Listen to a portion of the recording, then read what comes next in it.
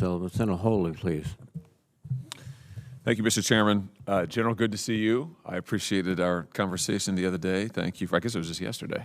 Thank you for making time for me. Let's follow up, if we could, on a couple of things we talked about. First of all, Admiral Richard, the current STRATCOM commander, of course, has testified, and you and I talked about this some, that the U.S. needs to think very seriously about the requirements for deterring two major nuclear powers at the same time, China and Russia, of course. And you said the same thing yesterday, which I appreciated.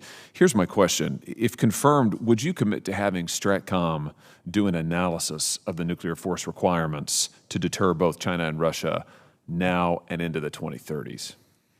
Senator, thanks for the question, and the answer is absolutely yes.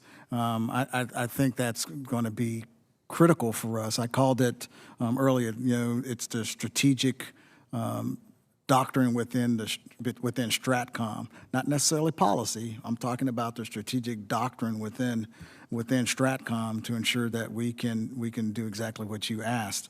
The other piece of that is then the national objectives from the president to make sure we can meet the national objectives as well. Very good. Thank you for that. I think that'll be hugely, hugely helpful. I asked Admiral Richard earlier this year about China's ability to engage in limited nuclear employment and whether or not that was growing. He said that it was, and he was very emphatic on this point. And he talked about how important it is for the United States to maintain our own limited nuclear options if we're going to be able to deter China in what is our pacing theater. So let me just ask you, do you agree that we need to be concerned about China resorting to limited nuclear employment in a conflict, let's say, over Taiwan? Senator, I think any near-peer nuclear adversary, we have to be concerned about that. Would you agree that having our own limited nuclear options, whether that's low-yield SLBMs or nuclear-armed sea-launched cruise missiles, that having those, maintaining those, can help us deter China's limited nuclear use? As I described to the committee, for me, it's about being able to give options to the commander-in-chief. Very good. Are there other limited nuclear options that you think that we ought to be pursuing, whether that's in terms of additional capabilities, whether that's posture changes in order to deter Chinese and Russian limited nuclear use? Senator, I think that goes along with that study that, if confirmed, taking that really deep study to understand what that outcome and because what I want is success at the end of that. So what that would look like. So if confirmed, that would be part of that study. Okay, very good. Fair enough. Fair enough.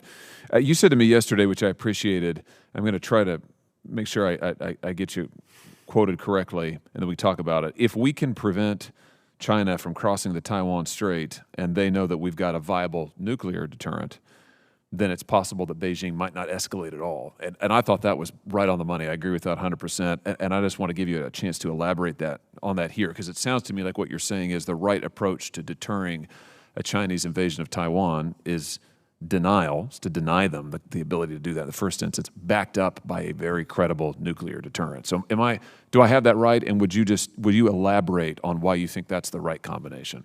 Senator, I think that the whole reason that we have the strategic deterrence that we have today and the triad that we have today is to ensure that our adversaries understand that today shouldn't be the day for them.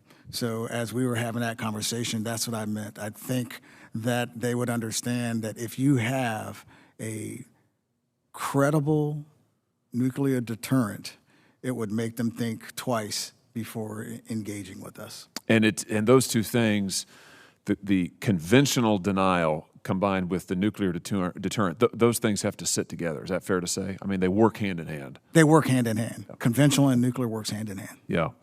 Let me ask you this, just on the question of our own nuclear modernization. Given the pace of China and Russia and their modernization, if confirmed, will you be looking for ways to accelerate our nuclear modernization and identify those options for Congress so that we can work together to make sure that we push the pace like we need to?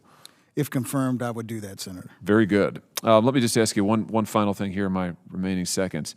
The 2018 Nuclear Posture Review, it highlighted the importance of conventional nuclear integration, which we were just touching on, which of course is critical for strengthening conventional deterrence against adversaries who may use nuclear force for operational or coercive effects. Has the department, in your view, made sufficient progress on the conventional nuclear integration since the 2018 NPR?